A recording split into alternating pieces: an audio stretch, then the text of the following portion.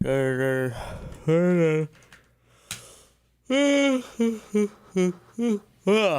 do I don't even know what I'm talking about to this for this. Where this new meeting. Boom. Wow. Start.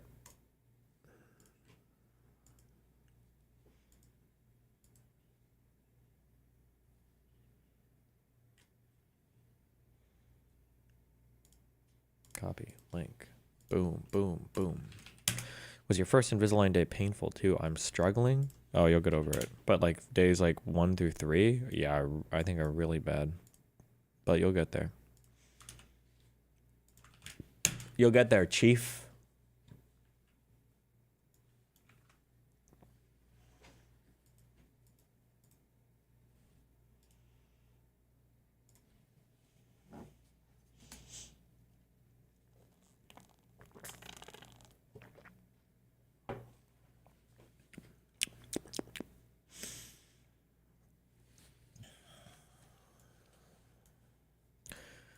Why so early?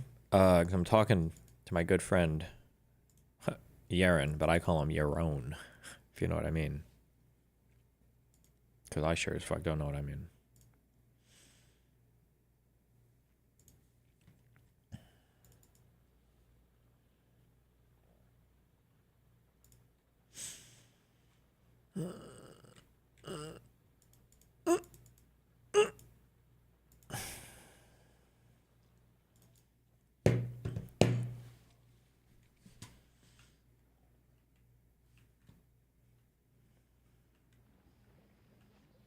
Don't worry, he's coming. Gonna immediately end stream after this talk. You know, it depends on how tired I am. And how much I fucking hate you.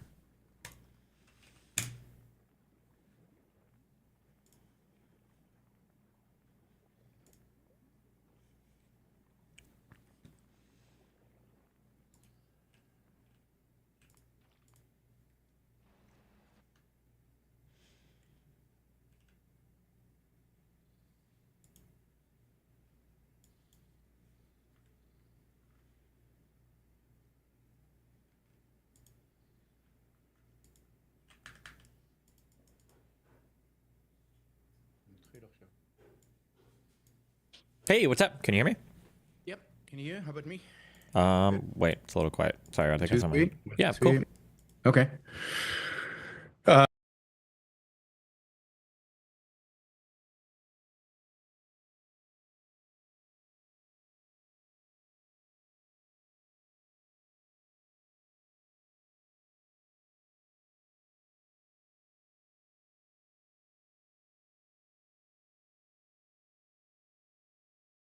You say crazy or wacky? I'm crazy wacky all the time. How you doing today? I'm good. Well, I'm coming down with a cold, but other than that, I'm good. Oh, you wanna? I think somebody told me I'm supposed to introduce people instead of having them introduce themselves, but I'm horrible at introducing people. So, do you want to introduce yourself for my audience? How would you like them to know you? Host of the Yaron Brook Show, chairman of the board of the Ayn Rand Institute. All right. So people were poking us on Twitter Yep. to chat. Did you have anything in Yep. particular you want to chat about? I usually do. These are very like informal discussions for me usually. So I'm not. I don't have all the general I mean, setups. happy to chat about whatever you want to chat about. You know, it's I can cover a lot of different topics. So, and I know you can too. So let's just see where it takes us. Let's see where it takes us. How are you feeling? Everything's going after our first 100 days. Well, I mean, he's a disaster. He's a disaster on every front. It's horrific. I think he's setting us up for an economic recession. He's setting us up for basically disrespect for the rule of law, disrespect for due process. I mean, in almost everything that he's done, he is moving us towards some form of catastrophe and authoritarianism. Ultimately, I don't think he'll be the authoritarian. I don't think he's smart enough, and I don't think he believes in anything. So I don't think there's anything to integrate around. Kind of, I'm your, I'm your authoritarian, because he believes in nothing. But somebody will take advantage of the fact that he has kind of changed what's acceptable in the world. Okay. I don't know what we're supposed to talk about. That sounds exactly like what I would say. I think I agree 100%. I feel like one of my big frustrations, especially now, people call Trump a cult for a lot of different reasons. But I think one of the most important reasons, and one of the scariest reasons why I view it as very cultish, is there really is no ideology. There's no coherent anything behind it. So I'm like center left to far left, depending on what you depending on how you qualify it, I guess. But like, I very much believe in things like capitalism, market forces, and all of that. And the far left, kind of like unchecked, can get kind of wacky when it comes to disrespecting market forces. So it's kind of disappointing to me to see there. I feel like there's no conservative anything in the country right now to kind of ground any of it out. And I think, like you said, for anything that conservatives, I guess ostensibly, ever believed in, Trump seems to be abhorrent for all of those things. Whether you want to talk about economics or rule of law or authoritarianism or like literally anything, it's been pretty frustrating these past 100 days, like watching conservatives retreat from every single argument they used to make prior to Trump coming in for the second term. Yeah, and this is the problem. The problem is the conservatives have always been an empty vessel in a sense. They've never really had a backbone. They've never had a coherent ideology. It's an ideology ultimately based on religion.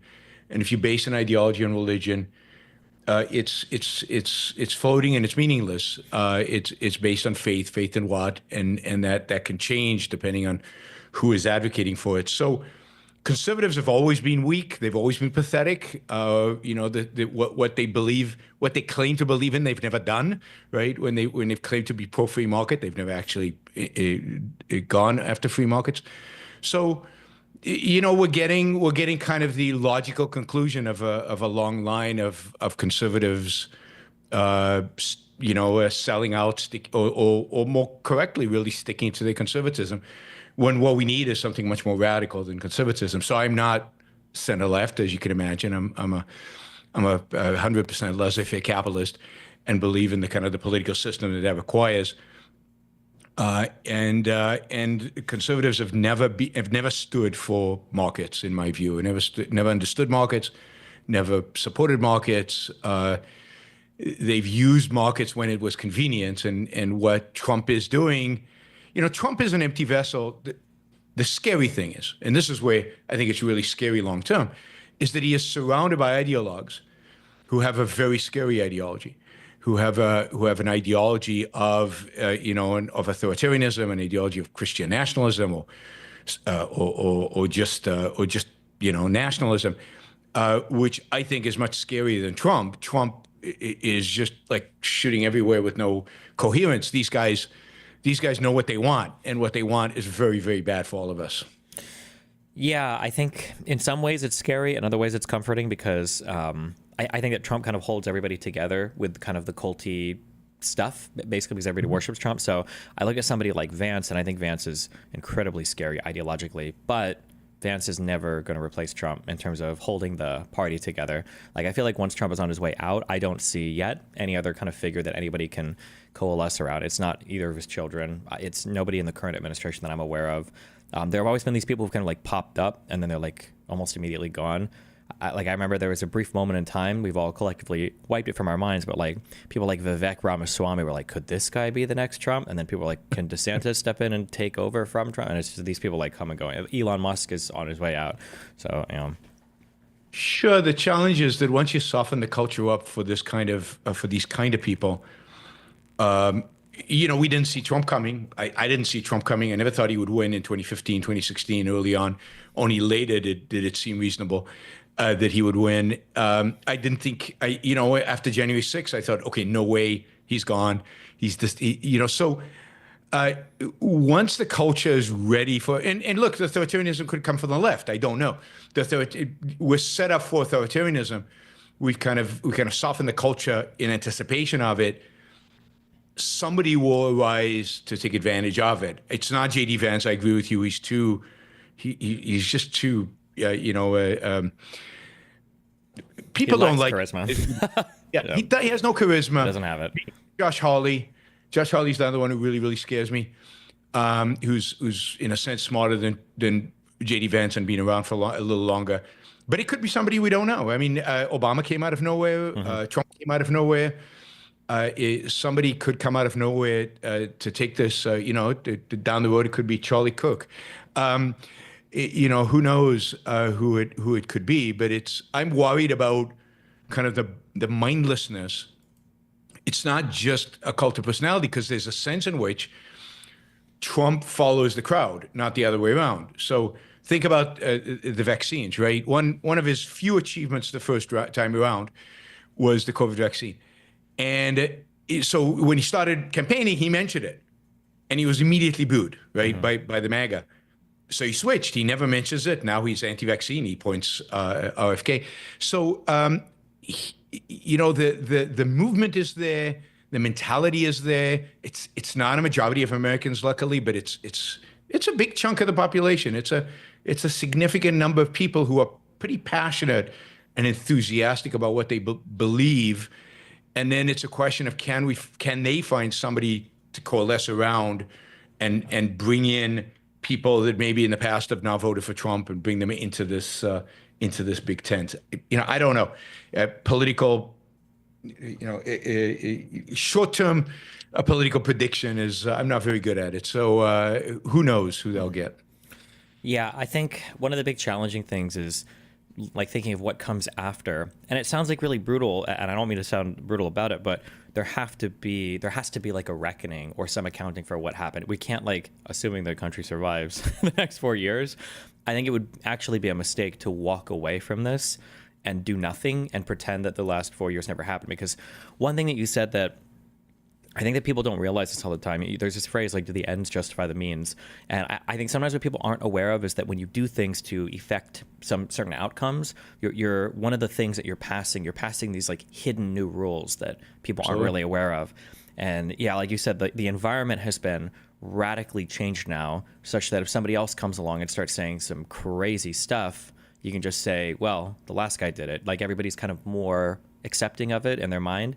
One of the examples that I give has to do with the whole senility argument with Biden. And regardless of whether you thought he was slow in his last debate or having issues related to senility, which, I mean, there are a ton of arguments for. One thing I noticed for Trump is Trump talks like a fucking idiot so consistently that you will never, ever, ever, ever be able to call him senile ever. Like, some of the answers that he gives are just hilarious, and hilarious in a very dark way. I think in relation to that Alien Enemies Act, I think somebody asked him, like, oh, when you sign this to do this, and he's like, what? I don't remember signing that. Did I? And I couldn't tell if he didn't remember, like, invoking the law, or if he didn't. For the weekend, he was asked about due process and the Fifth Amendment. It was like, I don't know. Yeah. Oh, yeah. He would just like answer these casually, but like, I mean, kind of along with what we're saying, that the environment has been prepared so much that you never really expect him to know anything about what he's talking about. Like, I remember I was curious because I looked back and I was like, when Biden was signing executive orders, what did that look like? And Biden, I looked up the first video, he would go up to a podium and he'd say, our education is important, we need to do this, and blah blah blah, and then he would sit down and he'd sign it. And for Trump, he's sitting there at a desk and he's like, oh, what's this? And then whoever's handing him the thing is like, well, you told us that you wanted to do this in your administration, so we've got an executive order. He's like, oh, well, that sounds like a good idea. And he signs it and he hands it over. And it's like, if Biden was doing this, these people would be losing their minds because he's not even writing these executive orders. Yeah. Well, look, and this is the sense in which we've been setting ourselves up for Trump for a long time. I mean, the whole idea of executive orders, is only intensified. People have used it more and more and more. Bush was abused executive orders, Bush Jr., and then Obama did, and then Trump did more, and then Biden did more, and then Trump is now every day. There's a bunch of them. So we're now governed by an incredibly powerful executive, and Congress, of course, has passed on the responsibility of doing these things, which constitutionally it's supposed to do. And again, that's a process that's happened over decades. It's not yesterday they woke up and said, we're ignoring our responsibilities. It's decades, maybe even 100 years now. So all of this is a slow erosion in our system of government, and Trump is now taking advantage of it in spades. And the next guy is going to start from that starting point. And we become so tribal. I saw this. I thought this poll was really interesting. So they looked at polls regarding free trade and people's attitudes of free trade. So about 6 months ago, 9 months ago, about 20% of Americans said they were pro free trade, Democrats and Republicans. Right, 20% of Republicans, 20% of Democrats. Since Trump got elected, Republicans, it's dropped to like 10, 15%. Democrats have gone up to 80%. Hmm. Now, have they suddenly studied economics and discovered that free trade is a good thing, or is this now the tribal thing that they're supposed to say and be anti-tariffs? So I worry that the whole political spectrum is tribal now, and then you don't know what you're going to get because you don't know what the next exciting phenomena is going to be. Somebody that rallies the troops, and of course, the worst phenomena is somebody who can unite people on both left and right under some banner of authoritarianism. Authoritarians need the populace at least to support them at least somewhat, right? And they need a large coalition. They really get those large coalitions either through their silence or through active support. And I fear that that's where we're ultimately heading.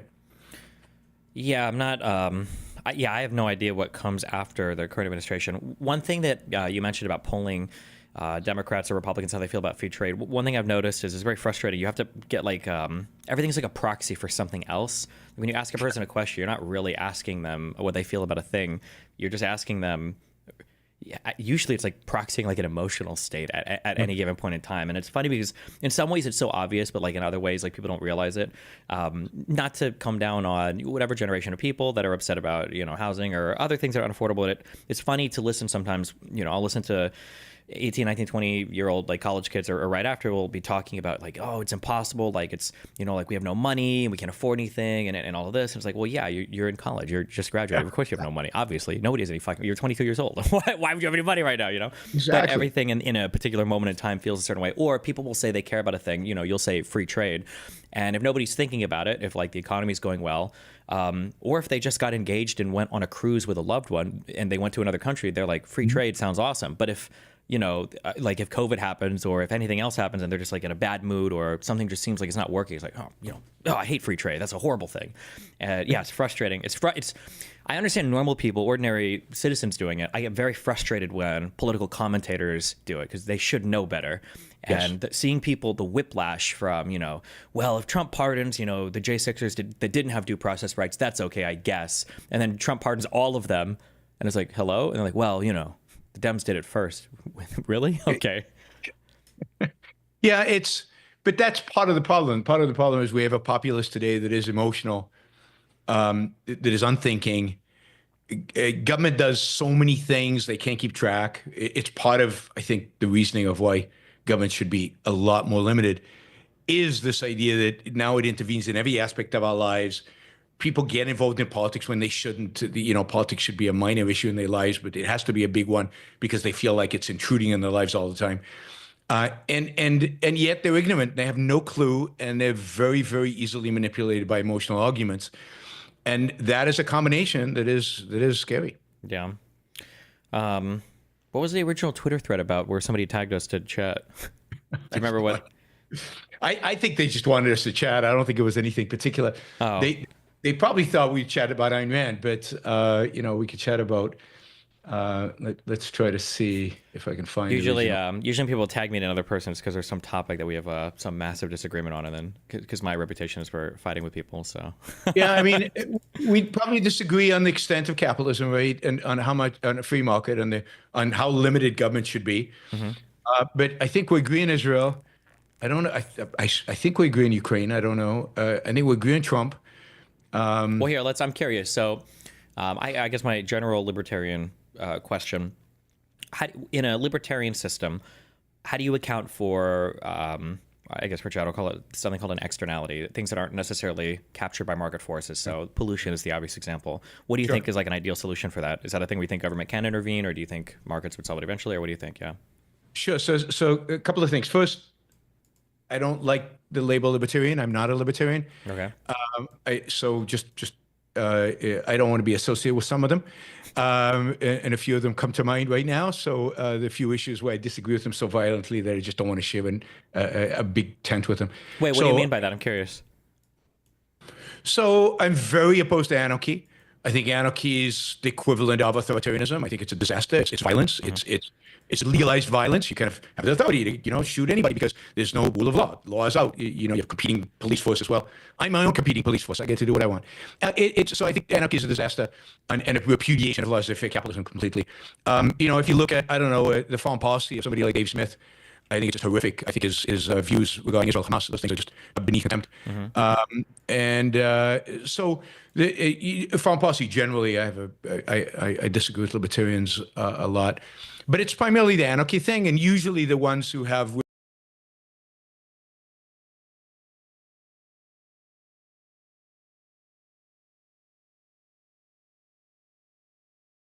really bad foreign policy views are also anarchists. I don't think that's accidental. They tend to despise the governments that actually function relatively well, like the United States and Israel, because in a sense it's a repudiation of their thesis that all states are evil and we have to dismantle them immediately and go to a state of anarchy. Anyway, so I don't like the term. I don't want to be associated with many of them. There's some that I like, right? There's some people who call themselves libertarians who are great, who are really good economists and have are really good. But I just don't want to be part of that big tent. Externalities. So I'd say the first step to deal with externalities is to internalize as much of them as possible. And you do that by basically applying private property everywhere you can. So I think all land should be privately owned. I think the river should be privately owned. The ocean front should be privately owned. You want to, they've even had experiments about fisheries and property rights over fish, and it's complicated to do, but things like that solve a lot of the externality problems by you can't dump your garbage into my backyard. You can't dump your garbage into my river.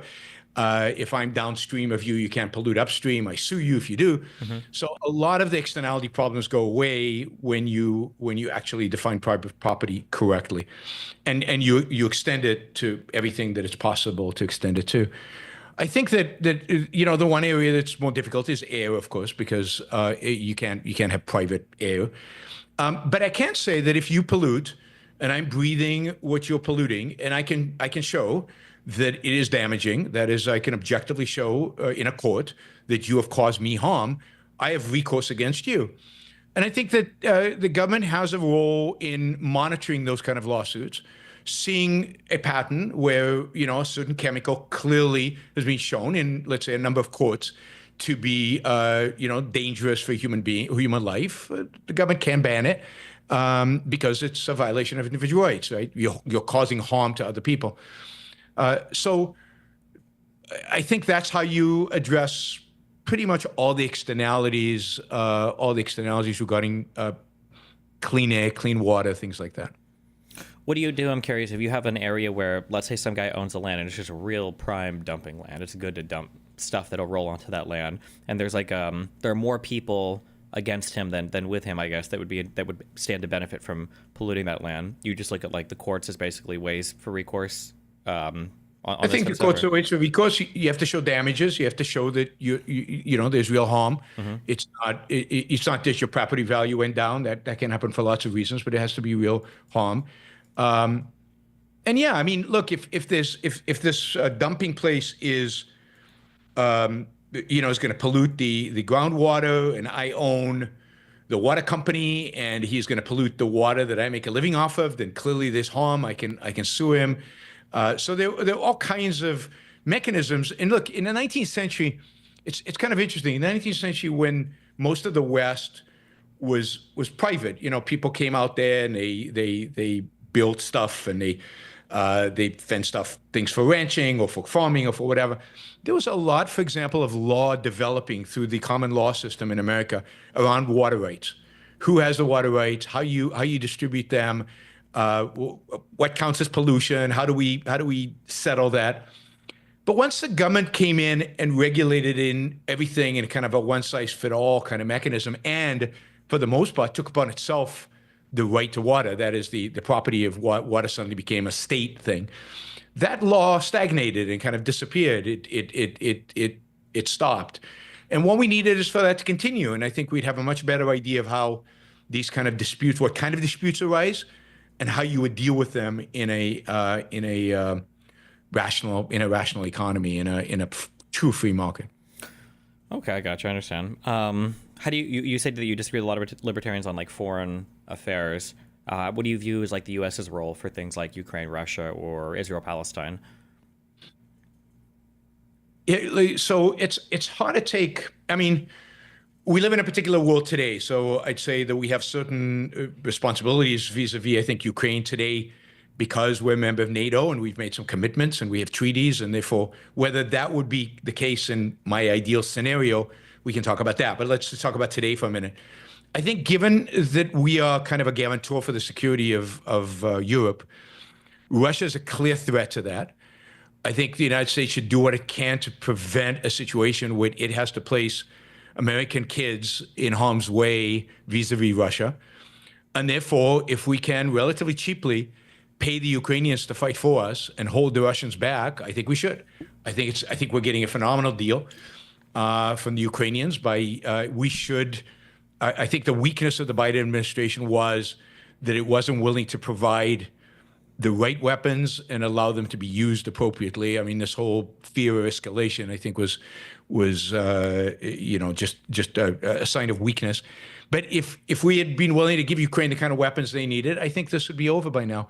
And I think Ukraine can hold back the Russians and prevent them from invading Estonia, because if they invade Estonia, America then has to put troops on the ground fighting Russia, and that would not be good. That potential for World War III, but also American kids dying for staying in Estonia, I don't think is right. I don't think we should be fighting for Estonia.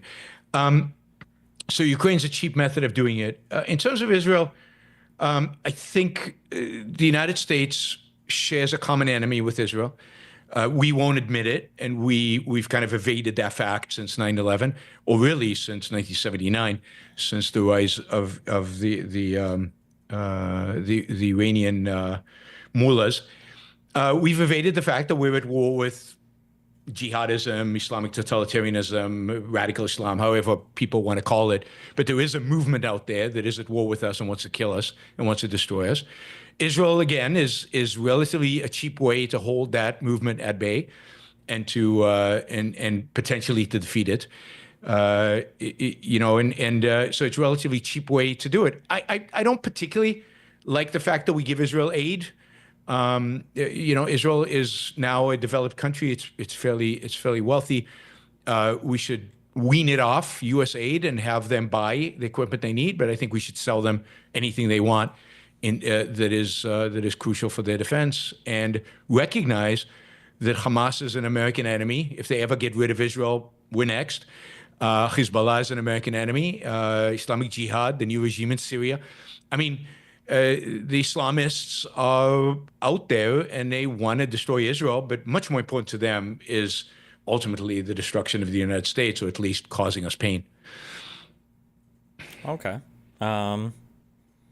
Now, in an ideal world, in my ideal world, I think the United States would leave NATO. It would basically tell the Europeans, "You're rich enough to take care of yourself. We'll help you. We'll sell you weapons or whatever. But Russia's the bad guys. But you can handle Russia. You've got 3 times the GDP, 3 times the population, and what, 7, 8 times the GDP? I can't remember. But some astronomical, much richer than Russia. It could be much better equipped than Russia. You can handle it." I would focus more on the Pacific, because I think China is a potential threat militarily. But the standard should be a real America First strategy, right? I hate to use a term that he uses, but a real America First. That is and here you need strategy, right? And this is what I don't think we've had since World War II. You need a strategy. What does American defense require? What does protecting the rights of Americans, the right to life and property, require? Short term and then long term. And let's act in the world in a way that protects the lives of Americans and the property of Americans. So let's figure out what the right strategy is. And what do we do vis-a-vis China? What do we do vis-a-vis Russia? And what I sense is that we shoot from the hip. We're reactive. There's no real strategy. When there's a pseudo strategy like George Bush's, it's a fantasy, like bring democracy to the Middle East, which was pure fantasy at the time, and to some extent still is. So What do you think? I'm just curious, from kind of like, I guess, like a game theory perspective. Let's say that we abandon like soft power for Europe and we just kind of like focus on the United States. Do you think there's an argument there that if Russia or China were to kind of like overtake the U.S. role in enforcing that soft power, that that ends up actually being worse for us in the future? Or how do you view that? So it depends what you mean by soft power. So, for example, I do think the United States should retain something crucial to its own interest, which is, for example, protecting the world's sea lanes and allowing for international trade. I think international trade is super crucial for the U.S. It was kind of funny to see, not funny, sad, depressing to see JD Vance say, "Oh, we shouldn't deal with the Houthis because Europe benefits from this trade." Um, we do dramatically, and when Europe benefits, we do, and we have the only navy in the world that could actually take care of sea lanes. So we should not give up on naval superiority because I think that's part of this thinking strategically about what is truly in America's interest in terms of property.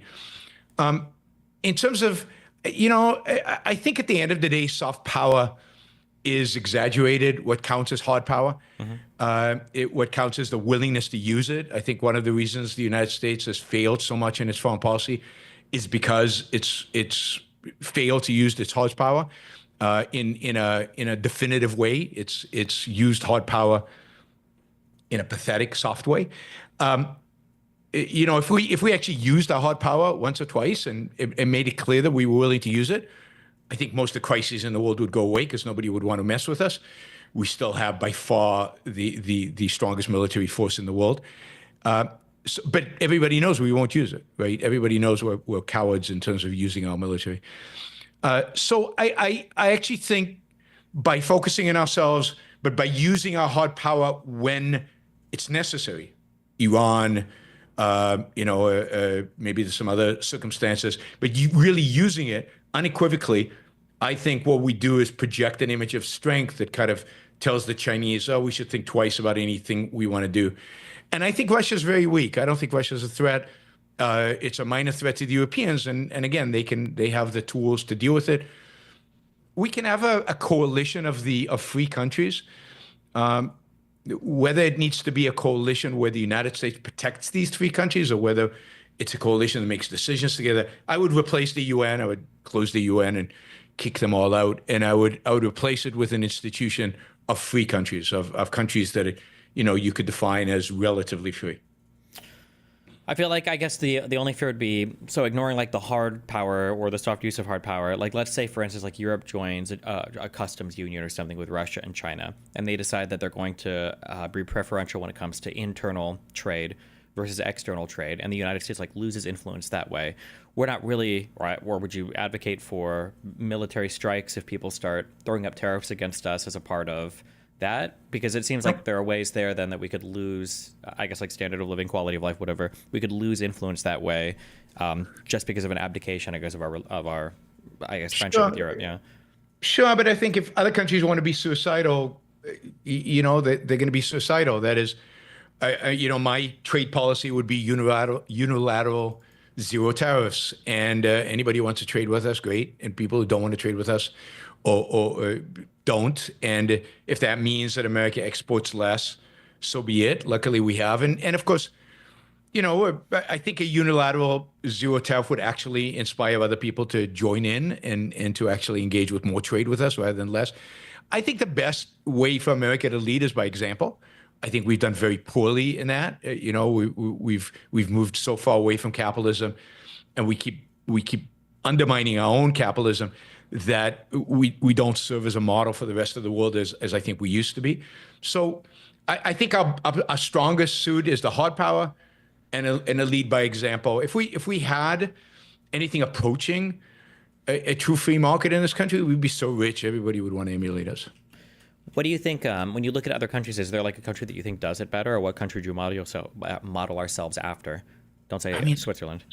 Yeah, sadly, there isn't. I mean, they all have certain strengths and certain weaknesses. I don't think we're that much better than in other countries. Like people say, oh, Denmark is this ideal for the left. But Denmark's not that different than the United States. In some parameters, they're freer, and some parameters, they're less free. And they're poorer than the U.S. So, Switzerland's good on some things, really good on some things, poor on other things.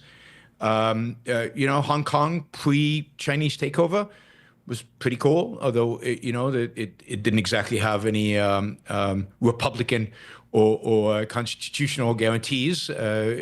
So it was not clear that it would survive. So nobody, you could pick and choose elements from different countries, but no, there's nobody who does it better right now. I think the U.S. in some regards did it better 150 years ago, but in other respects it did it worse, right? I mean, certainly in other respects of individual rights, they did. You wouldn't want to be a woman 150 years ago. You wouldn't want to be black or other kind of ethnic minority 150 years ago. But certainly from an economic freedom perspective, we were freer. There was still a lot of controls, a lot of regulations, a lot of cronyism, but much better than today. Okay. Trying to think. We can go down any topic.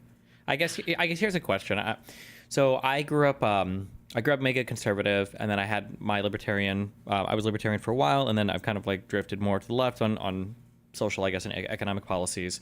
You brought up something interesting earlier about how you don't want to use the libertarian label because you feel like it's been kind of like bastardized and abused. I don't want to. I never know like if people are publicly feuding or anything. Do you look favorably on people like Penn Jillette or? I mean, I like Penn. I like a lot of what he does. I don't think he has. I don't think he has ideas that are completely crazy. I worry a little bit about that he reflects a certain moral subjectivism. Okay. Which I think is harmful. Okay. Okay. I'm just I curious. don't know if people get that or not, but I generally I think Penn Jillette on the social issues is pretty good. On the economic issues, he's got had. I once had dinner with him, and he we seem pretty aligned on a lot of things. One of the things that's very frustrating to me growing up, and then like consuming a lot of content from like Penn and Teller bullshit, or I was a Ron Paul fan at the time and everything too, is it feels like back then libertarians, I speak through the lens of like vaccines a lot on this. Like I feel like if I were to go back 20 years ago and talk to a libertarian, like I would say something like, hey, how do you feel about, say, vaccine mandates? And a libertarian would say something along the lines of like, there has to be an insanely compelling reason for public health to do this. Otherwise, it's your own autonomy, and the government can't, compel you to to take a vaccine for yourself. They should never be able to do that. And then if I were to ask a libertarian, it's like, oh, do you not have any vaccines? They would say, of course I'm vaccinated. I'm not a fucking idiot. What do you mean? Obviously, I have all my vaccines. Yeah. Yep. Nowadays, I feel like if I were to talk to a libertarian, they would give me all those public health arguments or whatever, and then I'd be like, "Oh, okay. Well, are you vaccinated at all?" I was like, "None of my kids are vaccinated. No, of course not. I don't trust any of it at all." Let them get the measles. What the hell? Yeah, and it's like, Jesus, wait, what the fuck? Or what happened? Like, it feels like a lot of the libertarian label today, and I blame Glenn Beck a lot for this and the Tea Party, because I feel like somehow the Republicans kind of like captured that libertarian label, and now libertarian became synonymous with Republican conservative somehow, and then they became it's like the party of cutting the government and cutting the deficit, even though they increase it astronomically every single time. Absolutely. And Absolutely. The labeling and everything has gotten so frustrating, and I understand the frustration on that libertarian label, because I have no idea when somebody IDs that way. Well, really with any political label, I have to ask like 50 questions. Like, what do you actually believe in? Yeah. Yeah, and I think the libertarian movement was born that way. I think it was, again, heading in that direction, just like I think conservatism was heading in that direction. It was born. Ayn Rand called the libertarians in the 70s hippies of the right, and what she meant by that was they're more subjectivists. A lot of this is guided by emotion.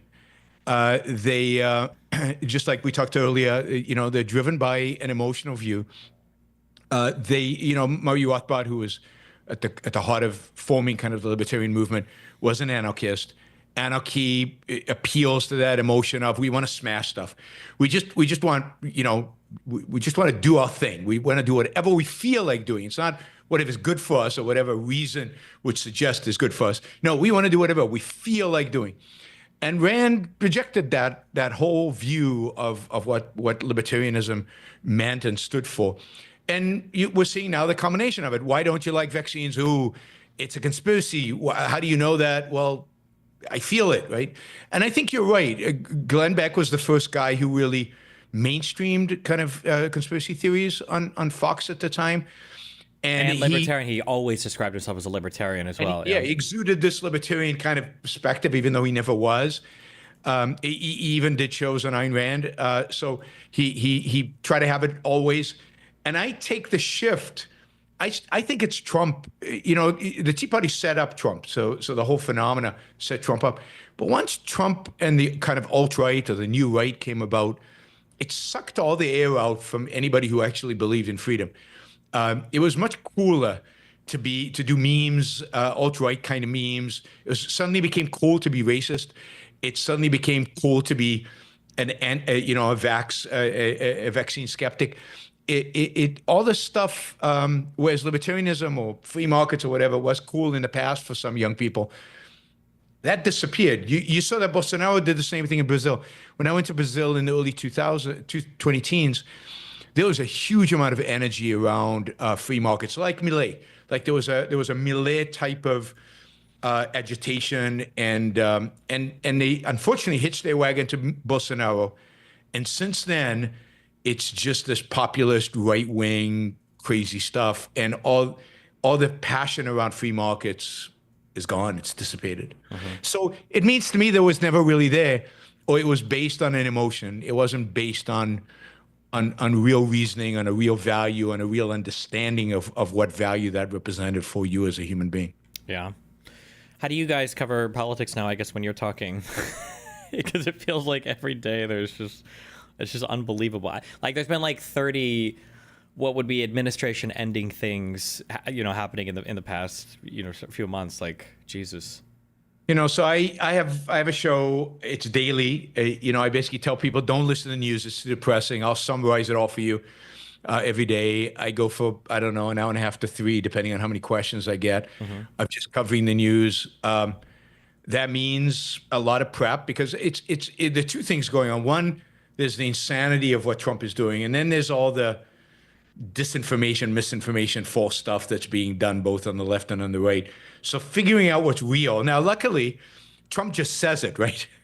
You don't have to read about what Trump said. You can find videos of him saying it. He tweets it, right, or puts it on Truth. So his sheer stupidity is right there. You don't have to get somebody else's filter to access it. That makes actually covering the news much easier. That's the thing. It's simultaneously nice, but it's also in a way frustrating, because I would always argue with these conservatives, like, you guys would support, abdication of real guys. You guys would support. They'd be like, no, we wouldn't. We just think that, they don't believe in the current interpretation of what's going on. They would always have all these excuses, and then Trump will come out and just say stuff like, I think 2020 was rigged and we should suspend the Constitution to go look for it. It's like he said it, and they're like, yeah, and it's like, okay, well, at least we can talk about that now, since you guys are no longer lying about it. Because he's very blatant about, I don't actually believe in what judges say about the law. I think that's up to me to decide. And it's like, okay. Or people will talk about smart lawyers, you said over the weekend. I have smart lawyers. Yeah, I've got smart lawyers. Like, nobody needs due process or not. So yeah, I mean, I don't find it frustrating, because it's like, we're seeing what these people are really about, right? I've always criticized conservatives, since I started doing public speaking or started commenting on politics. I've been very critical of conservatives. I was very critical of the Bush administration. Rand was very critical of Reagan. And so, now we're seeing their true colors. We're seeing what they really are. And particularly these new conservatives, it's very, very important that people see how just, how they're willing to, how they don't have any principles, and how what they really want is power, and how they're willing to use that power to dictate how we think. And they complained justifiably about the left doing that for all these years, and now they're doing the same thing. So it wasn't about the compulsion, it was about what was being compelled. And again, it's stuff I've been saying for a long time, that, what's happening right now in a sense is vindication. And the more explicit it is, the more clear it is, the easier it is for me. Now, I alienate everybody, so it doesn't result in, the fact that you're right doesn't result in popularity, because the truth is incredibly alienating these days.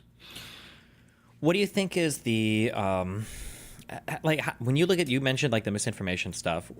How do you even deal with that? What does that look like? That process, I guess, for you, or because that feels like a never-ending stream of just false stuff that's just said every single day. Yeah. Well, there's a couple of things going on here. One is there's bias, and bias just exists out there, right? I mean, if you know, I used to, when I lived in California, I used to listen to NPR a lot, and NPR is biased. It's got a leftist bias. It's clear. It's obvious, and I can adjust, right? I hear what they say. I hear the words that they're using, the concepts they're using, and I know that, you know, kind of where the bias is, or at least I think I know, right? Mm-hmm. And if I really want to know something, then I listen to their story and then I go, oh, that doesn't sound quite right. And then I have to go dig and figure out what really happened and what's really going on. The same thing, of course, as at Fox. They fair and balanced is BS. They've always been biased. You know, from the beginning, they were the counterpoint to CNN. What's the counterpoint? Not facts. It's our perspective, and they've only gotten worse. Today, they're just a propaganda machine for Trump. So, but the New York Times, yeah, they're biased, but it's also the only place where you can get news, right?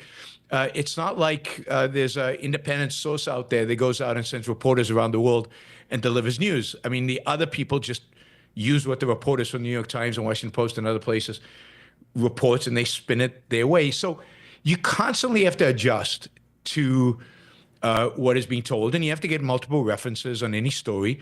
Again, this is what makes Trump so easy, because he just says it, and then there's no interpretation needed. It's right here.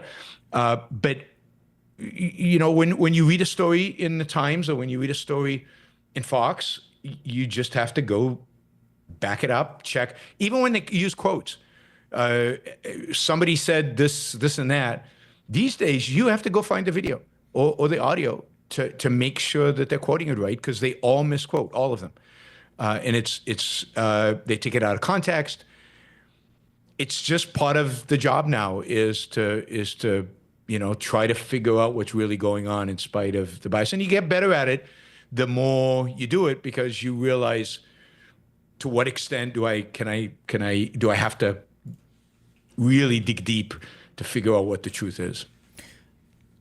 How do you do? I agree. I agree with the one thing you said. One of the very frustrating things is, like, people will ask me for tips on, like, how do you discern true news from fake news, or how do you figure out misinformation, disinformation, and people are looking for a very quick kind of heuristic. Yep. And yeah, unfortunately, like you said, especially now with like all the legal stuff, it's like if I haven't read it, I'll tell you, like, this is what I saw on Twitter, this is what I saw on whatever news website, but like I haven't read the original stuff, so I'm giving you there's a 20% confidence take, because yeah, it's not even that people, especially now as I've read more, you have, like, sometimes people will just lie, but it's not usually a lie. Sometimes people will quote egregiously out of context, and it's not even really egregiously out of context. Other times people they quote things, but you don't get like the whole understanding by just reading a particular quote. A really good example, I think, is probably that the 9-0 Supreme Court decision on related to the immigration stuff, because I guess now the Supreme Court is in the business of reviewing TRO appeals, and that's a thing where like you kind of have to, not only do you have to read the whole, and to be fair, this is a shorter opinion, but you have to read it all. It was a short opinion, yeah. Yeah, but then you also have to have kind of like a legal framework in mind for, like, well, when we say facilitate versus effectuate, like, what do we actually mean? And then one of the frustrating things, because you have to get really big into like civics and law, is like, how do you explain the significance of like a habeas claim versus like an APA claim? And it's like, there's like so much shit, and if you don't understand any of these things, it's really, and I say don't understand any of these things like, oh, like everybody should, but it's a lot of stuff to dig through, and it's hard to know, because you could quote something and throw it at somebody, and if they don't have the full context, yeah, it's just so hard to understand what's actually going on. Absolutely. I mean, I've developed certain people that I think do a good job at analyzing Supreme Court decisions, and I try to follow them and try to read what they write about these things. Do you mind sharing the name? Are you okay with that, or? Yeah, I mean, I like Ilya. I get the two confused. So I better get the two Ilyas out there. Ilya Somin. I like Ilya Somin at Cato. Okay. I think he's very good. I think the Volk conspiracy is pretty good, and they have the Reason runs. I think they have various. They don't all agree, which is good, right? So not all the legal experts agree. So you get kind of the nuance of what is the difference between them and why they disagree. Mm-hmm. So I think those are really good sources. I think the Dispatch just they just kind of took over the what's it called, Supreme Court Watch, something like that. I think it's called Supreme Court Watch. Okay. Again, have some good people writing that again don't all agree. I like it when you can go somewhere and you can find a couple of opinions and try where they develop kind of the nuances of the cases. So those I think are some good sources. But it's hard. It's hard. I mean, on any issue, what's going on in Ukraine, what's going on in Gaza right now. I mean, how do you figure it out? And it's not easy. You mentioned, actually, real quick, somebody, do you have Israeli citizenship or anything? I do. I do. Okay. I was born, raised, and served in the Israeli military. Okay. Sorry, I just asked Long this time because ago. somebody typed something in chat, and then I wasn't sure because sometimes people just say crazy stuff. Did you participate, or were you in the first Lebanon war? Yep. Okay. Yeah. Okay, gotcha. Do you, I'm curious, what is your perspective on the direction that Israel is taking right now? God. I mean, I think Israel's, made a mess of this from day one. I mean, I'm pretty radical when it comes to these kind of things. I mean, my view is, and I said this, I think October 8th, and I said this over and over again since then. They needed to completely, thoroughly defeat Hamas. And I would have taken the perspective of the hostages are dead. If we can save some of them, great. But we're not negotiating. Never negotiate with terrorists. I truly believe that. And we are going to crush them and we're going to destroy them. There are various ways you could do that. Certainly no aid. I think the fact no electricity. I mean, Israel provides them with internet service and with cell phone coverage. I mean, it's just unbelievable. Now maybe they use that to gather intelligence. Maybe that's why they're providing it. But go in there and destroy them, and however many people, sadly, innocents, however many children, however people want to spin it, die. That's what is necessary. Then that's what's necessary in order to defeat Hamas. But you have to get rid of the threat, and you have to do it thoroughly and completely and quickly. The fact that they did it for like 10 days was pathetic. I think Netanyahu's unbelievably weak. I blame him for October 7th. I think the fact that he hasn't taken personal responsibility for the fact that October 7th happened, even though it's his policies that got us there, I think is just ridiculous. Yeah. What do you think is in your mind, what is like a stable long-term solution for Israel and Palestine, or what does that look like? I think it's either one state or two-state solution, but it has to be after the Palestinians are defeated. So, there's a war going on between Israel and the Palestinians. It's not Israel and Hamas, it's Israel and the Palestinians. And that war needs to be won. Once the war is won and the Palestinians are basically being thoroughly defeated, then you can say to them, okay, we're going to have a 20-year transition period where you get to change your educational institutions, where you get to, slowly participate more and more in life in Israel. And in 20 years, if you guys are being basically westernized, if you've adopted kind of these liberal ideas, then we'll integrate you into society, or you can have your own state. At that point, I don't think it matters, or we can form a federation. You can imagine a number of solutions, but we're not going to deal with you as long as you hold these barbaric ideas. And this is an ideological war, and it's our ideas that have to win. It's basically what we did to Japan, right? We crushed them, and then we gave it a constitution. We wrote the constitution. We said, this is how you're going to live from now on. And if you live like this, great, we'll be best friends. And the Japanese are pretty grateful and or at least friendly to us because of that. And it's what we did to Germany. We said, you can't do this again. This is out. Now, maybe after 100 years, they forget, but you've got to bring them to their knees. There's no, and that's not pleasant. It's not nice, but it has to be done. How do you think any like future settled state, I guess, would look like? Do you think that, like, would Israel ever be in a position where they'd be willing to, turn over the rest of the West Bank, or turn over any of the settled area to any kind of like Palestinian state? Or do you think there'd be any kind of actual agreement on what the territory would look like after that? Look, there've been proposals that the Palestinians have turned down that have basically given them almost all the West Bank, and in exchange for some of the areas where there are Jewish settlements, they've gotten parts of Israel, right? So they basically get 100% of the land they had before '67, just in a slightly different configuration, but they get it. In 2005, Ehud Olmert, who was the prime minister at that point, made that offer to Abbas, and Abbas turned it down. So the same offer was made in 1999 to Yasser Arafat by Ehud Barak in Camp David, and he turned it down. So Israel's shown a willingness to give up the territory. Now, the more the Palestinians turn it down, and the more October 7th things like that happen, the less likely it is that Israeli society will accept that. But I think at the end of the day, if there's a real commitment for peace, and if Israel is convinced that the Palestinians have changed in a fundamental way, not just changed, say, oh, we want peace now, but literally are now, holding on to what I consider Western values, what I consider, then I think, yeah, Israel would be willing to do. Israel's always been willing to do pretty much anything for peace. People don't appreciate to what extent most Israelis, not all Israelis, most Israelis really, really want peace, are fed up with this, and would love to have a friendly and peaceful and open relationship with the Arab neighbors. I think that's always been the case. Again, there's a minority that are crazy. There's the religious nationalists, just like everywhere else, religious nationalists are nuts.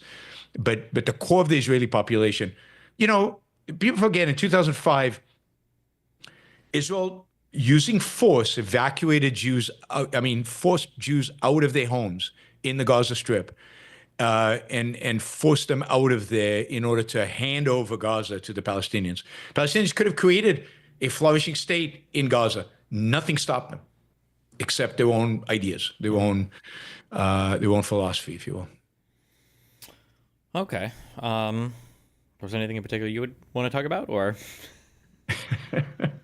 Well, there must be things that you disagree with me that we could actually have a discussion over that. I mean, I disagree with a lot. I don't know how much you want to take into any particular thing, in terms of, yeah, I mean, from Israel Palestine to economic stuff.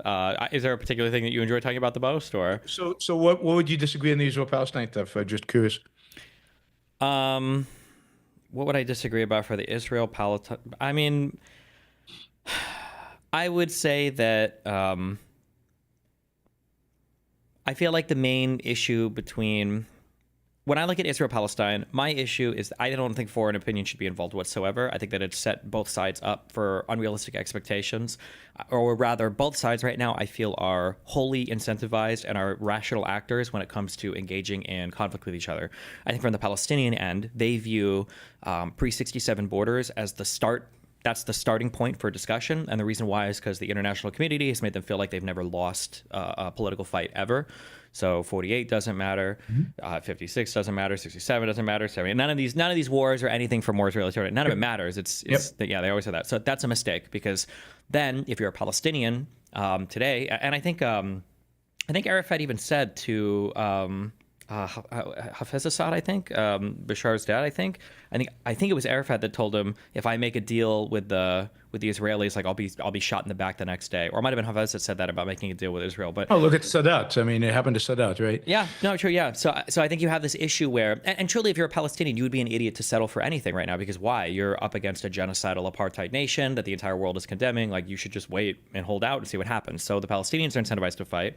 And then when you look at the current admin, Netanyahu has been saved from his criminal prosecutions. He got to enjoy, what looked like to be initially a disaster on October 7th. And you'd think, Jesus, what a horrible thing. Now he can say he killed all three of the top dog.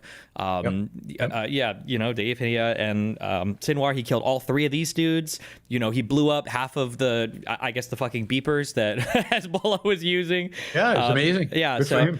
So I feel like on the Israeli side, you've got this infinite kind of expansion, the slow creeping into the West Bank. You've got your baby machines out here, past the Green Line that are just pumping all these kids out, and slowly you're getting more and more, Jewish people, so you can start to annex more and more territory. So I think that the brakes have to be pumped on both sides here for giving everybody an incentive to keep fighting. Because it would be dumb for Israel to kind of make any negotiation because they're shoring up more and more power. It'd be dumb for the Palestinians to settle because they've got infinite international support.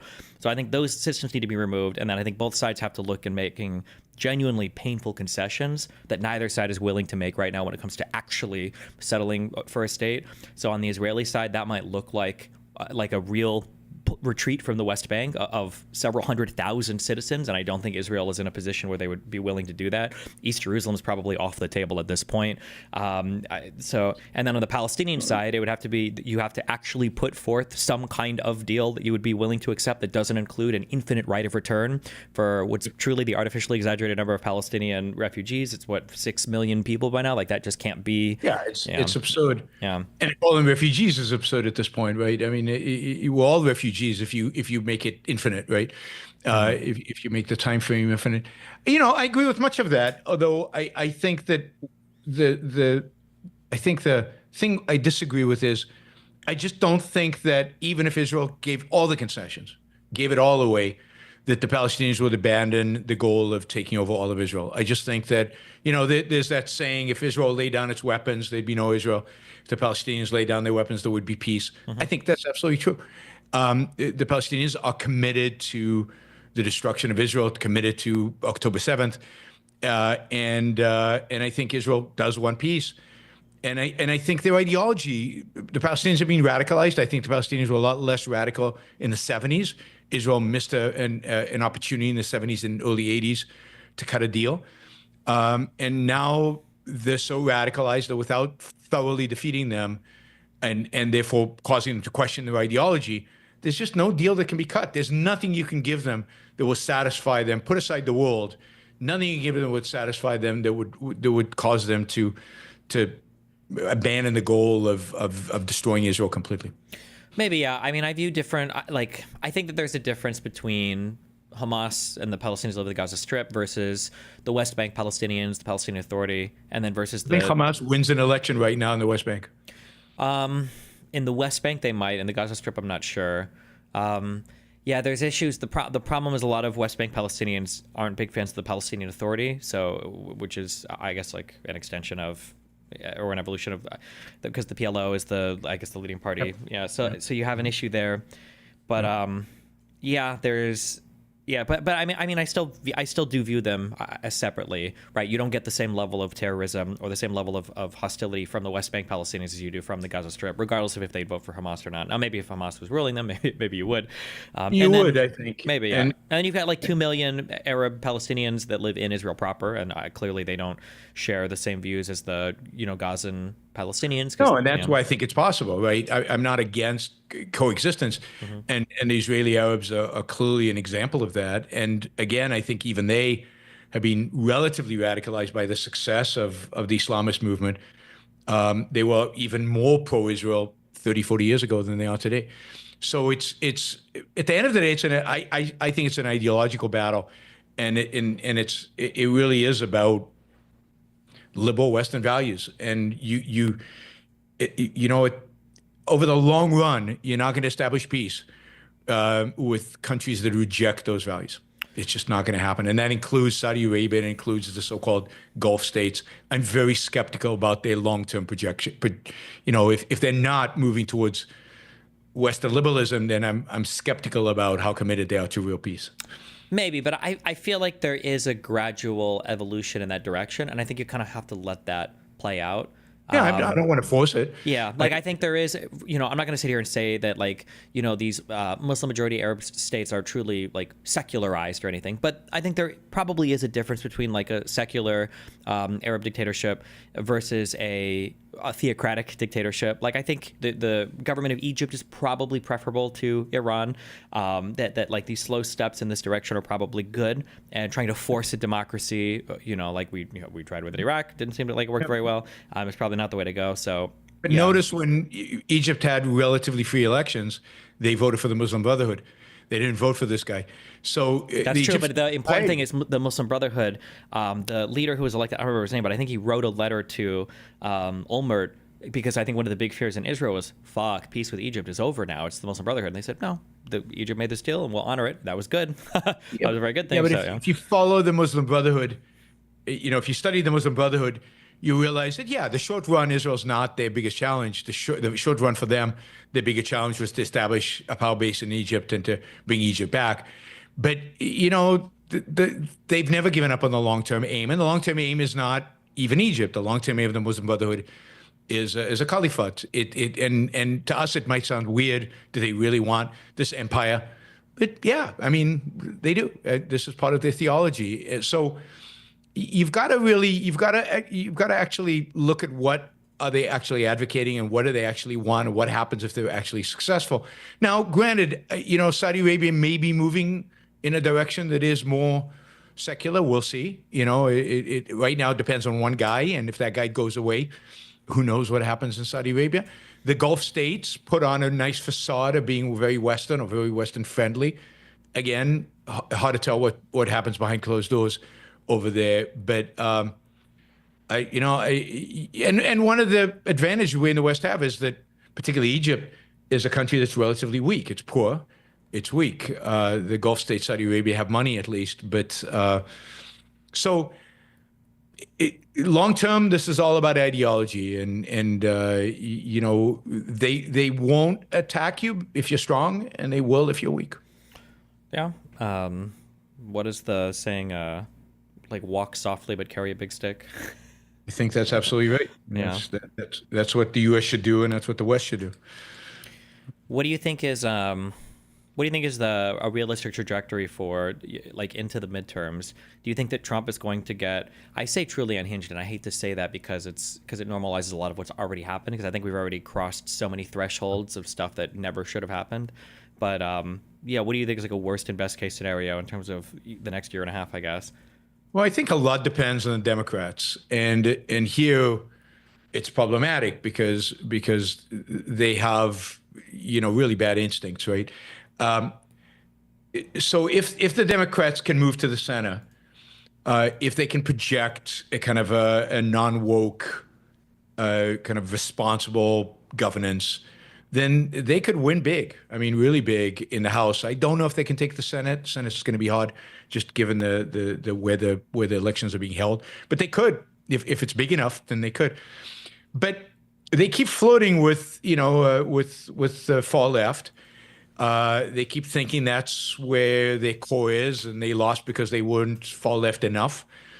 And that's going to be a problem with them because the country is not woke. The country does not want that. The only reason Trump got elected is, I think, was because, well, Kamala was a terrible candidate, and she was associated with kind of far left positions. I think one frustrating thing for me for a lot of Democrat leadership is they're not far left, but they won't say anything to them. Yes. Because you have like when you talk about like the transport thing is such a great example. There's like I'm pretty sure like 90% of Democrats are probably like, that's probably not a great idea. And I'm pretty sure the majority of politicians are probably like, it's probably not a good idea, but nobody will ever say that, And it's like, come on, guys. This is like, can we can we not give them this talking point? It's so stupid that like 90% of the election is around these niche issues that have no impact on us whatsoever. Because how many people even know anything? Like Republicans are talking about getting rid of female sports before trans women came along, and now they're like the strongest NCAA women's sports defenders. And I'm like, this is the only time in your entire life you've ever been able to name one female athlete, in any of these things. It's like, Jesus, yeah. Yeah, and it's not a difficult issue. I mean, it's how many people does it affect, right? It's a relatively simple issue, but there are a lot of things like that. And then if they make AOC the face of the party, and she's definitely trying, and she's got a certain amount of charisma, so I understand why a lot of people are attracted to it. But that will not bode well for them. If they're not willing to do this, to criticize the sports, and there are a number of issues like that. It turns out that Americans are pretty left-wing when it comes to economics. I think way to the left when it comes to economics. Mm-hmm. They're willing to let the government do a lot of stuff economically, much more than I would want, maybe even more than you would want. But on social issues, people are pretty Right.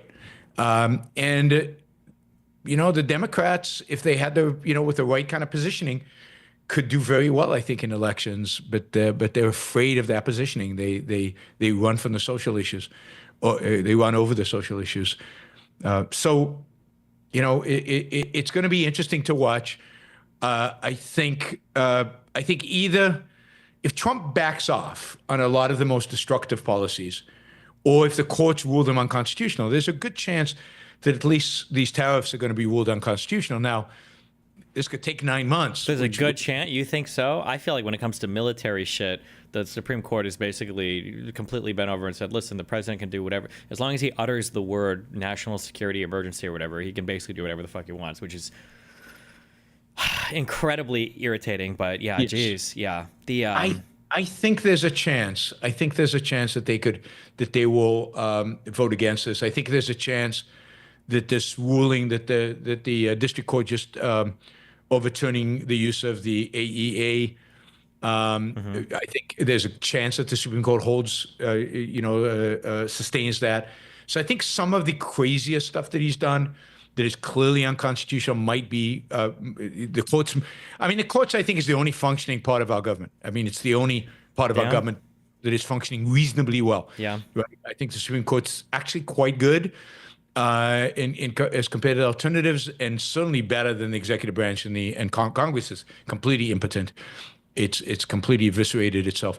So there is a chance that some of the worst elements of the Trump's stuff gets eliminated somehow this year by the courts, let's say, or by him turning around and saying, no, I always had a plan to lower the tariffs after I educated you all, or something. I think on that, one thing that's very scary to me on that point, that would be so incredibly frustrating, is if you would have talked before the election about putting a 10% tariff on every single country in the world, that's an unfathomably horrible economic policy. But now that's like almost preferential, or it's like if it were to roll back everything, including China, to just 10% tariffs, like I'm worried that people in the rest of the world will be like, okay, that's not too bad. We can work. We can live with that. And it's I agree. Yeah, I agree. Jesus. I agree. But it's not clear to me that he has the authority to put 10%. This is where the Supreme Court's going to have to rule, because you can't say that there's a national security emergency with every country in the world. The EO literally said, well, we think because of their unfair trade policies, it could destabilize the U.S. economy, which would therefore lead to a national security. It was like, at that point, like Biden could have literally banned all, imports of anything that produced pollution, because we could say climate change is a national security threat, and therefore we need to ban every single import because boats use gas or something. It's like, Jesus, what? Yeah. But of course, this is, again, it's been something that started in the, way back. What are we're right now under 63 national emergency EOs, executive orders, right? So every single president, the last 10 presidents or something, have declared some national emergency around something, and it never goes away.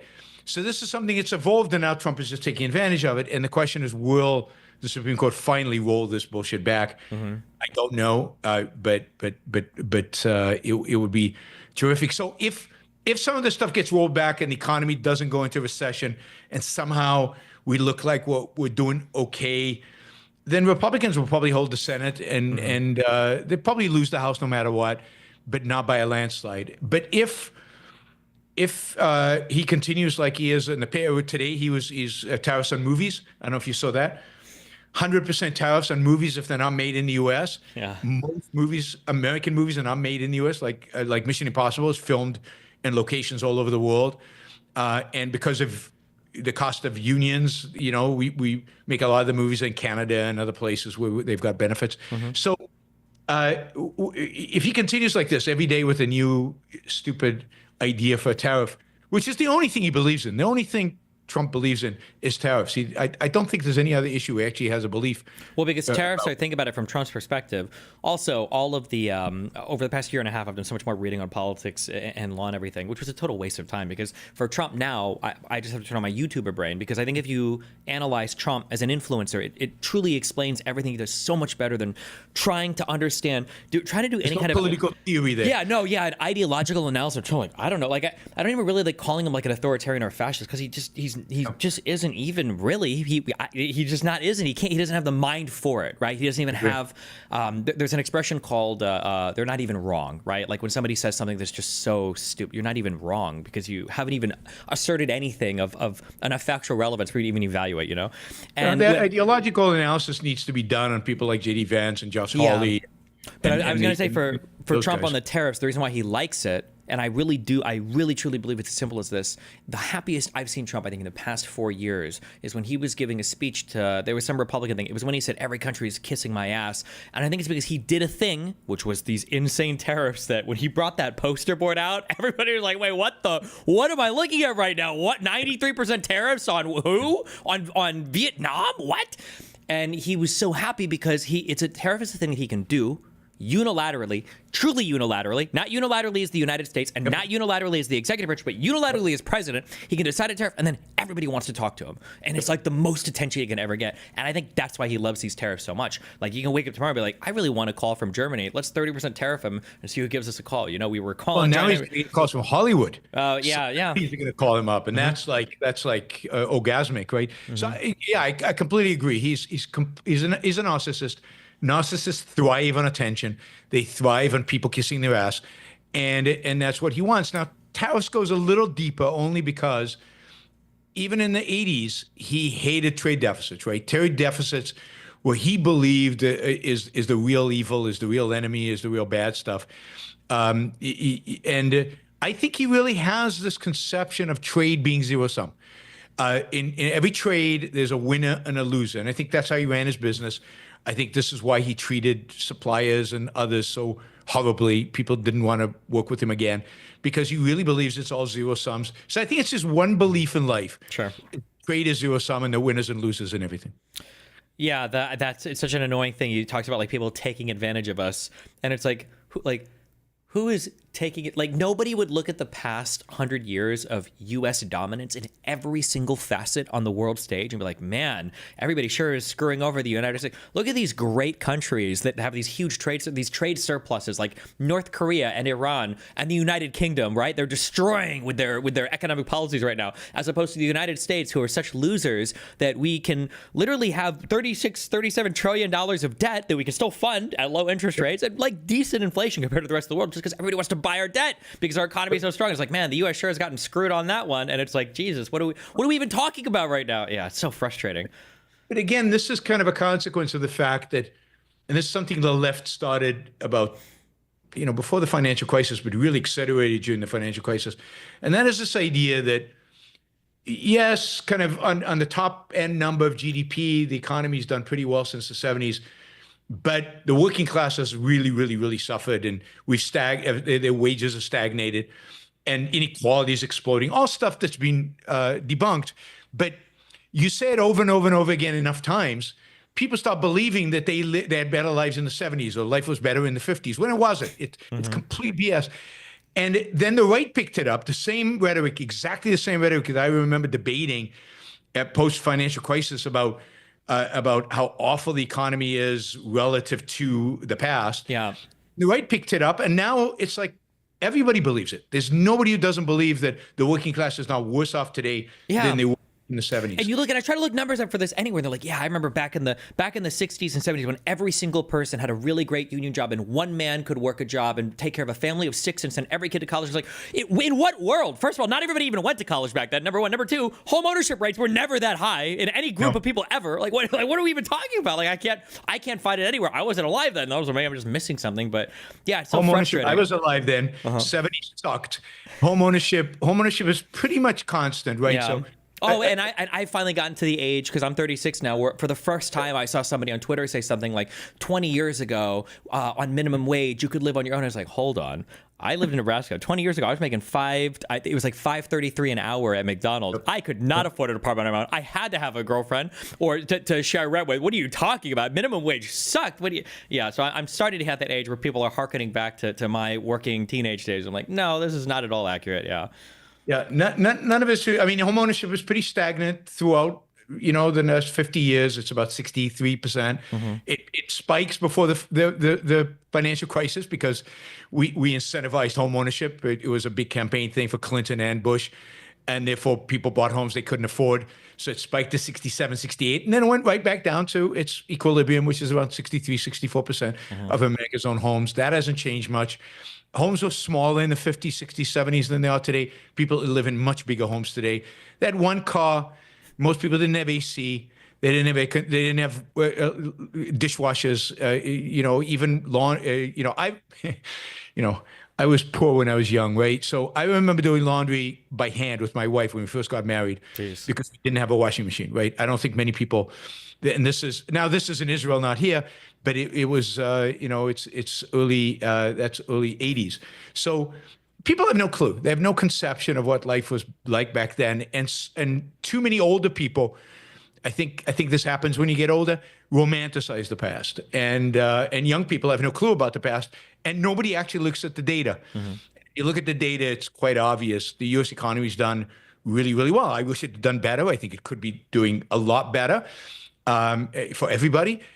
But in poverty, we should have eliminated poverty by now, and that's doable. But if you compare it to what's possible, you would be sad. But if you compare it to other countries, we've done much better than other countries, and everybody's better off. And we should think about why and how do we expand the things that make us rich and shrink the things that don't, right? That hurt us. Yeah, I say that all the time. It's good to have perspective because things can always be better, but some things have obviously worked. So how do we capitalize on what works, and how do we minimize the things that don't work? But people, just want to throw everything out sometimes. So what are you going to do? Yeah, and it's interesting that that both right and left have learned that if you lie, and if you say it over and over and over and over again, it's somehow, and maybe this goes back to your thing about influences, it gets embedded in the culture. And it becomes truth. And, some of us can come out and say, here's the statistic, here's the graph, here's the numbers. And it doesn't resonate. It doesn't impact at all. Yeah, you feel like there are some things that, there are topics that even with my own eyes, I just don't like to trust, or not trust. I don't like to even touch these topics because I know it gets people so riled up. Like home ownership rates for young people are about what they were for the people the same age category. When you talk about Gen X or millennials or with the baby boomers, but like that statistic feels impossible and it feels horrible to talk about because it's not the prevailing narrative online, or the idea that today, again, nobody likes to talk about it, but like, man, first of all, most people live in a home that is owned, and home owners have enjoyed a pretty big transfer of wealth in the form of really low interest rates. Around the mortgage crisis and everything else. Tax deductibility of their mortgage. Well, that and the fact that the interest rates because so many people refinanced in this insanely low interest rate environment, and there are like more people with interest rates below 3% right now on the homes that they're in than there have ever been in U.S. history. But one problem you run into is that when homes start to get more expensive, you immediately see the losers, right? Well, if I want to buy a house, well, fuck me. Or if I want to go rent someplace, it's expensive. But it's harder to see the winners because if you're in a home and the value of that home is massively appreciated, it's not like you're necessarily capitalizing on it. You're not selling it right now. You're not reverse mortgaging. You're not doing some, weird whatever deal. And so all of these homeowners that are accruing more and more wealth in the form of like their home appreciation and value and all of that don't really see the wins as much. And then everybody kind of complains and it's like, yeah, but whatever, yeah. And of course, that manifests itself in those homeowners having this strong incentive not to have more homes built, right? And this is part of the housing crisis we have. Yeah. If I'm sitting on a huge capital gain on my home, I don't want to lose that. And if no prices are going to come down if more homes are built, so I'm going to lobby and do whatever I can to prevent more housing being built. So people don't see there's so much contrary pressure when it comes to home prices, and people will repeat these things as truisms like, we need to make housing more affordable. You understand that when you say you need to make housing more affordable, what you're also saying is you need to depreciate the value of the most important wealth asset that most Americans own, because there is no way to make just some houses more affordable, but keep everybody else's housing prices like high. That can't happen. That can't be the same thing, right? And nobody's even prepared to have that conversation because homeowners are also your strongest voter base. I live in Miami right now in an apartment. I'm nowhere near as tied to this community as somebody that probably has a house here, and they're going to want to vote to maintain their property value way more than I care about it. Yeah. Absolutely, and the whole idea of a house as an investable asset is a perversion. A house should be a consumable, right? You should buy it. It should depreciate. It should go down in value, or stay flat. People say this thing where like when you rent, you're just setting your money on fire. It's like, no, you're not. You're getting a place to live. What are you talking about? I agree with that 100%. Yeah, Yeah, but it's so hard to explain this to people and get people to actually see it. Yeah, and But then at the same time, a lot of those same Americans are like, I want to live like Europeans, and we need to be like Europe. And it's like, in Europe, like if you go to like a lot of these countries, they don't expect to own homes until they're like retired, right? Nobody, growing up in all of these countries, like I need to have a house with a white picket fence. Like you're not getting that anywhere in any major city in Europe if you at go all. to a European home, they're tiny, they're really, really Sure, small. yeah. Because it have something like double the size. And you want to ride a bicycle in Copenhagen in the snow? Because they do, because they don't own cars. Uh, yeah, people again romanticize what's going on in these countries when Or they look at it's things that are rightfully good in those countries, but then they don't have any idea of what they have here that's not like that in those other. They don't understand the sacrifices they'd have to make and everything. Yeah, yeah. yeah, there are trade-offs. There are trade-offs. Whatever's good's there's a cost to it, and are you willing to bear that cost? Yeah. Yeah. Um, So define to me what your center left, what that means. I'm curious. what does center left mean? I like to start by just defining everything as what it actually is, and then I'll design economic policy from there. So I think that markets are real. I think the market forces are strong and undeniable. I think that sometimes it's good to mess with market forces, but when you're going to mess with them, you have to understand the external impacts that they're going to cause. But then also just to recognize like what every actor's place is, and to remove a lot of the normativity from economic analysis. So for example, like if I talk about a labor union, like a lot of people have this idea of, are labor unions good or are they bad? Labor unions exist for one thing and one thing only, and that's just to represent like a shared employee interest. Sometimes it can be good. I personally think that capital has a lot of power right now in the United States. My God, you can own capital and make so much money off of it. So I think that there are good reasons why labor unions would exist to help employees collectively bargain. However, labor unions that exist are only there to represent the employee. They don't represent societal good. They don't represent like environmental policy, right? You've got the AFL-CIO that, advocates against green energy and stuff all the time because they're protecting fossil fuel workers, which is fine, but just recognize that like everybody has their place. So looking at like what everybody advocates for and what they represent and the incentives that they have, and then kind of like trying to design economic policy from there. So like I'm generally in favor of, like a lot of redistributive policies when it comes to wealth. I don't think that charitable organizations or churches take care of that too much. I'm generally a fan of government regulation around things that I think are hard to capture in markets, like things related to pollution and stuff like that. I mean, we can get into the whatever on any particular thing, but I'm a fan of having, different areas in a city for like industry and power generation versus I do like mixed use zoning when it comes to like residential and commercial stuff, but like power plants probably shouldn't be in the middle of neighborhoods. That happens anyway, right? Houston, it has no zoning, has the power plants are not next to residential, so it happens naturally. You don't have to plan for that. Maybe, sure. I don't go to Houston also. I think both sides want it. It's less of a hassle for the industry, and of course residential neighborhoods don't want power plants in their neighborhood. Probably maybe my most radical, I haven't thought this one completely through, but my most radical far left take, or I guess when it comes, I don't know if there's even count as far left takes. I really don't like I don't like how horizontal and vertical a lot of companies have become. I think there almost should be either a big breakup or a total.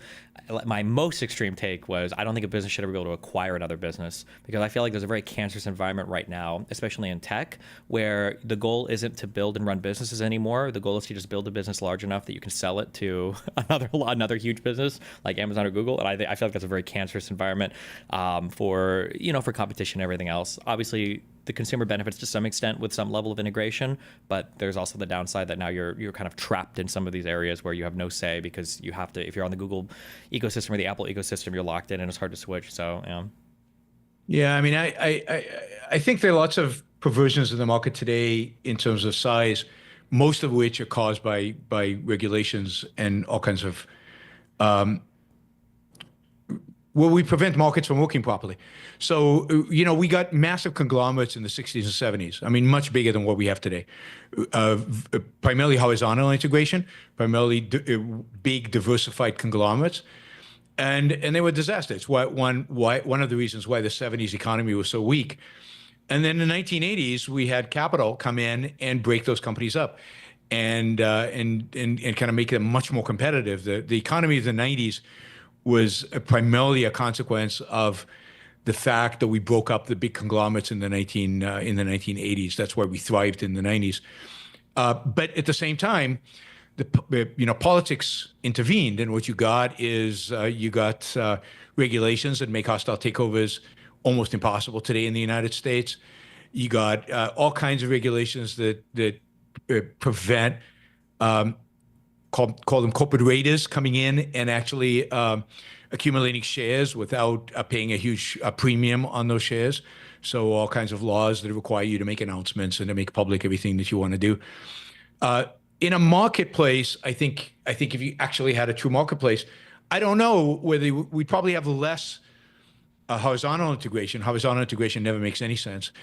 And I think we'd probably have, it's hard to tell how much vertical integration, but I think we'd find a much better equilibrium because it would be guided by market forces, not by central planners trying to figure this out through antitrust, or by managers who are shielded from owners and therefore doing things that are not in the owner's best interests, which is what happened in the 60s and 70s. You had managers basically growing companies because, I mean, if I'm a CEO, I want to run a diversified company because the possibility of me losing a lot of money and losing my job is very low if the company is diversified.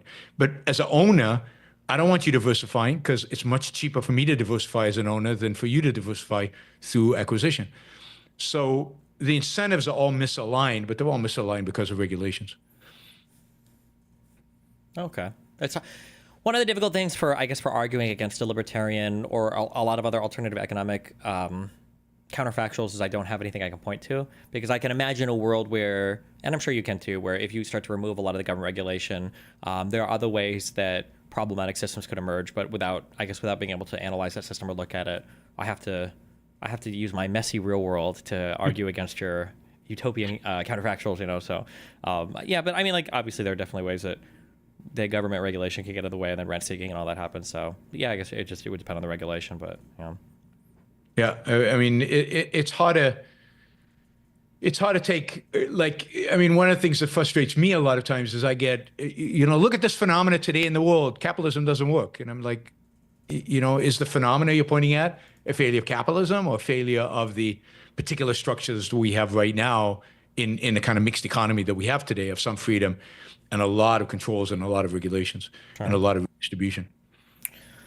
Sure. Do you think, who is your, when you look at your, I guess, like your current audience, are most of them like libertarian? Are most of them conservative, liberal? Do you think it's like a mix of everybody, or? I mean, I think most of them are Ayn Rand fans of one way or another. I think I've convinced most of them not to label themselves libertarians. Okay. What do you call yourself? If not, I call myself a capitalist, a laissez-faire capitalism. So I'm an advocate for laissez-faire capitalism, a radical for capitalism, if you will, or free markets, or however. It depends on the audience. But I stay away from the libertarian label. So I find it's people like that. And then the people who kind of trying me out, if you will, they either come from the conservatives. I've been told I've converted some Trumpists into anti-Trumpists over the years. But a lot of them come, I think, from the kind of center left, rational, reason-based. And then my job is to convince them to continue that application of reason to issues of morality, life, and economics. Because, if you send a left, not everybody, but if you send a left, you typically claim to be an advocate for reason and science. And I'm claiming that my philosophy is basically based on reason. So, if I do my job, I should be able to convince at least a certain portion of those people arguing from a leftist perspective that they're wrong on those issues, right? Okay. That they need to just be more consistent in the application of reason. Sure. And if you are, then I think the conclusion is laissez-faire capitalism. I think in morality, the conclusion is an egoistic morality, a rational, long-term, self-interested morality. Sure. Okay. Yeah. Well, damn. Is there anything else in particular you want to get into, or?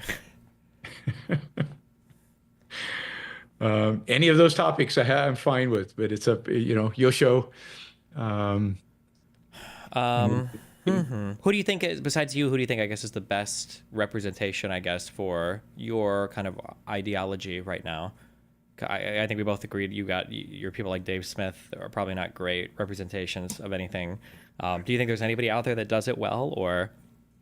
I mean, I think the Ayn Rand Institute as an organization does it well, and they put out a lot of content and a lot of material. Mhm. So I think the Institute itself does well, and the intellectuals at the Institute all do a good job. Although, it's they as individuals they have very small followings at this point. Part of my job is to help them get to the point where they can be real influencers rather than just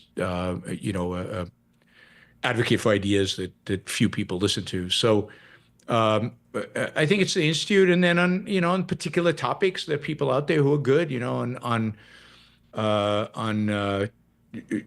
I might not disagree with on other on philosophy or other issues, on trade and tariffs. Scott Lincecum from Cato is excellent. I just interviewed Phil Magnus from the Independent Institute, who's really good on the history of tariffs and how they were bad in the 19th century. It's not that they were good back then and now they're bad. That they've been bad consistently, and all of that. He's done the research. I think he did his dissertation on that. So there's a bunch of people on narrow issues that, as I said, the people in law that I follow, and then on narrow issues. But in terms of representing the philosophy, I think it's the Institute, me, and maybe there's a handful of people on Twitter, but none of them have a large audience right now. We don't have a massive audience. Okay. That's the reality of it, sadly.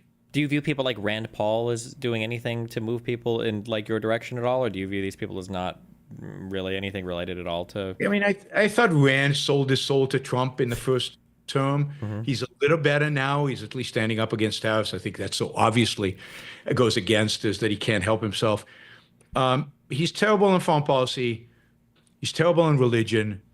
And religion is a big deal. I think religion is, to a large extent, what hampers our ability to be to prosper. I think it both infects the left, because I think the left philosophically has done a lot just to it just basically secularized morality. So it basically took the Christian morality and secularized it, but didn't and challenges maybe the epistemology and metaphysics, but not much more. And the right, of course, is very religious. I think one of the big barriers out there in the world to a more reason-based world is religion. And I think a lot of people on the left are influenced by religion without even knowing it, but they are.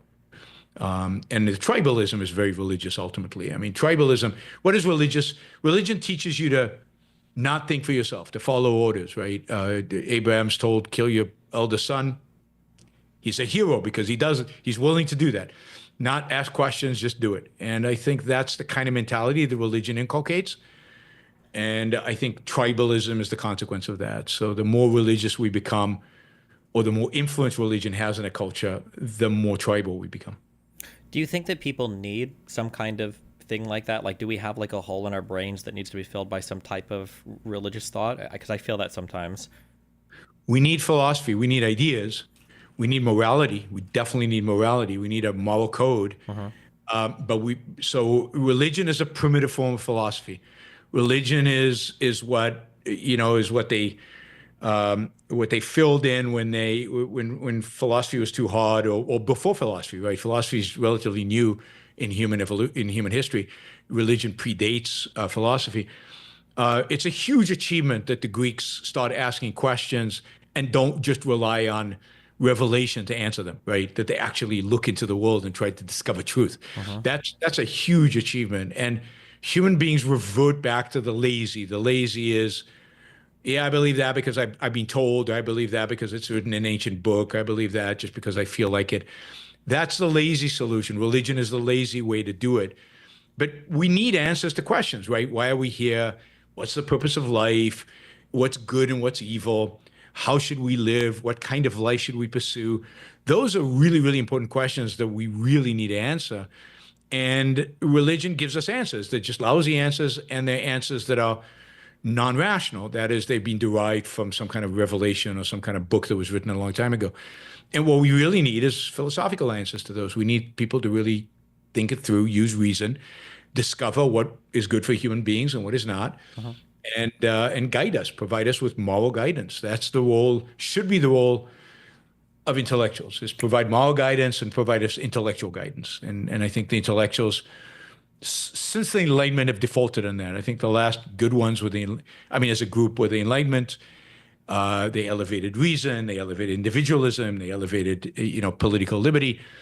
And I think we've descended from there because there was immediate backlash. Religion didn't want to give up that easily.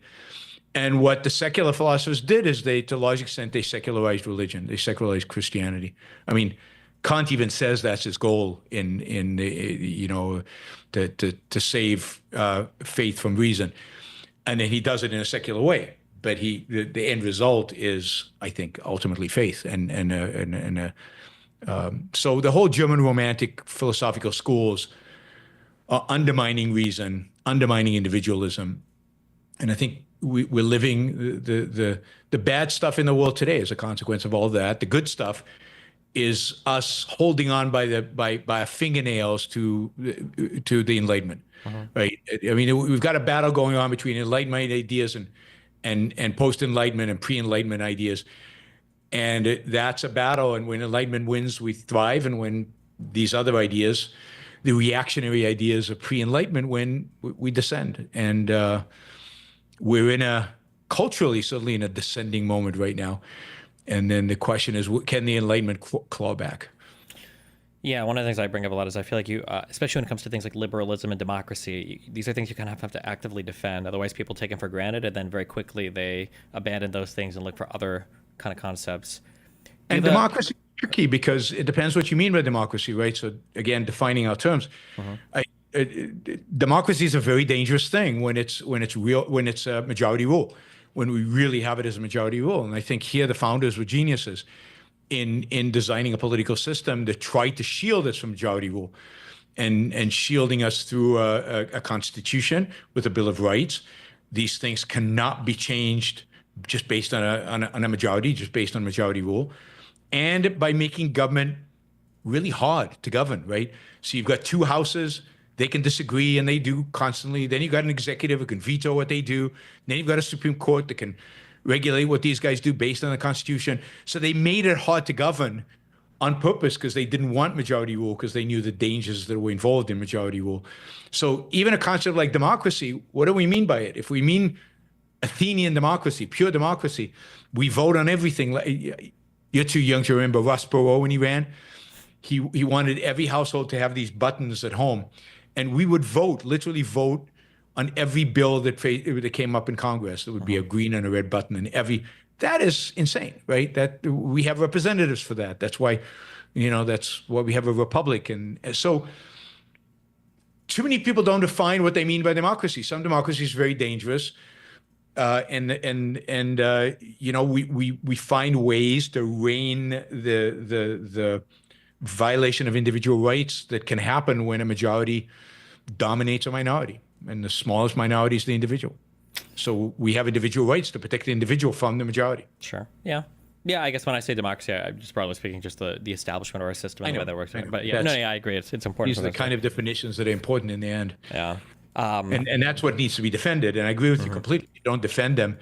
And, what was it Franklin said, what did you guys give us when it came out of the Constitutional Convention? He said a republic if you can keep it, right? And keeping it is hard. And we're seeing it right now. Yeah, unfortunately, yeah.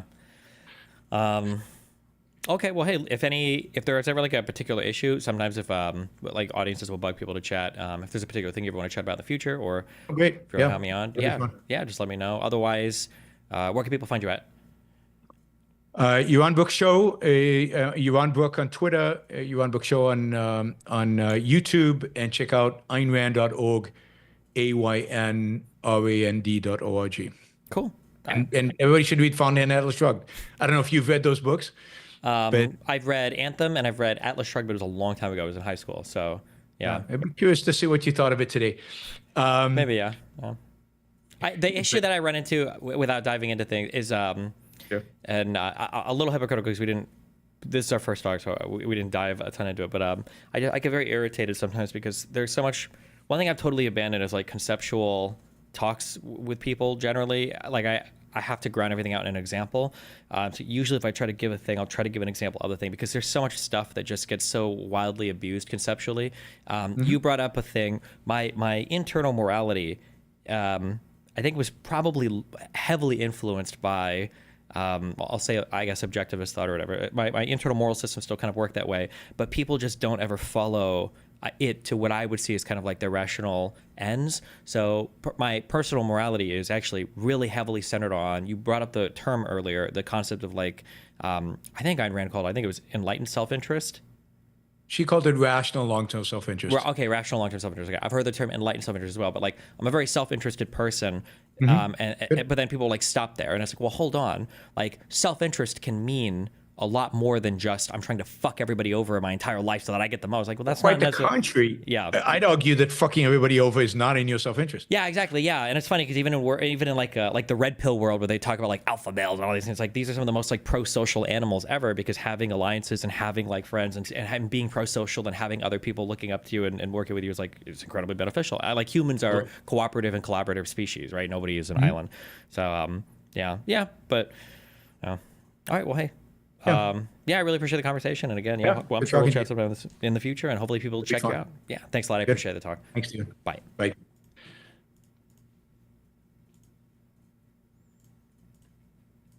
Okay, I love you guys. I'm so fucking tired. I'm gonna take a nap. I'll be back later. I promise. Don't die.